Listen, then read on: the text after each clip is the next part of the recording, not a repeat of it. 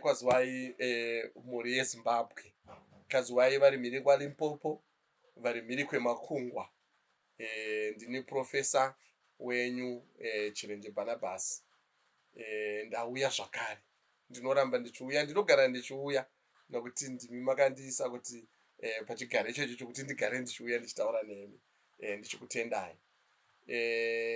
Ndiri pano paUncle Saint TV yakabatana pamwe chete naChibanda Media. Kana kari kekutanga kuuya ibvo wadzvanya bhatani riri pamusoro apo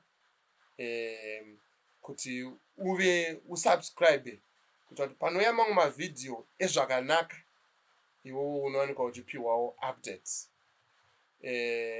Ndokutendai mhuri yeZimbabwe nepamatisvitsa. Nhasi zuva ranhasi musi wa20 chipo nhasi 20 nhasi ya20 nhasi 19 nhasi 19 November. Tafamba chimwe chidanho chinotyisa kana kuti chinoshamisa. Takwanisa kuenda kunozazikisa pfuma iye yakanga yasara taizazikisa. Takabva tatambidzwawo zvakare makiyi. Zviri kureva kuti mukova uyu, pane vandaona vachitozviona kuti mukova waita sei wazarurwa. Mukova wazarurwa. Chinhu chatiri kutenda zvizhinji kumhuri yeZimbabwe. Amai vedu, mai Honorable Jere, Mwari ngavakuitirei zvakanaka, nokuti pamunopindira zvinhu zvinenge zvaoma. Asi mhuri yese yeZimbabwe, vana venyu vese vamunotungamirira nevari mhiri kwemakungwa, tinoda kuti tivatende nekuzazikisa nekutisvitsa pamatisvitsa. Saka mukova uyu wavhurwa.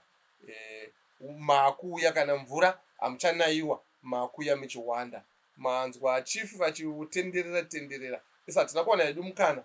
Tanga tiri panenge kachana tichiona palive vachitaura vachiti musha uyu mukuru, ende zvishuwa musha uyu mukuru. Basa nderenyu ramunopedzisa pamugovera. Rambai makamira, rambai makashinga. Mugovera munosvikomuvharira kana kuti mozarira basa ramakatanga. Tinokutendai. Regedzai ndikukokei zvakare ndisati tavhara pachivhidhivhidhi pano. Ndinoramba ndichikukokai mhuri yose yeZimbabwe, vari mumativi mana ose enyika, hama neshamwari vose, munhu wose, you are being invited. Hapana kuti ndakambokutsika kana kuti wakambonditsika. Uyai, hatichatsikanaka, chiuyai rub shoulders together. Nokuti hapana chatsika mumwe kwakuya kungopanana mahugs, kungopanana mahandshake, tichifara tichienda mberi noupenyu. Upenyu hudiki diki, mazuva tinorarama panyika akanzi madiki, asi ngatiaisei mufaro, tigare tichifara. Ndinoramba ndichikutendai, mazvita zvenyu, ndinokutendai. Uncle Saint, Doctor, Mwari ngavakuendesei kumberi. Chief, Mwari ngavakupei rimwe dunhu rokutonga, nokuti matunhu akawanda. Kana makapiwa Heathcliff North, ndimitambirai mutonge chishuwo chedu chokuti vanopa matunhu vakupewo dunhu renyu. Ndakutendai.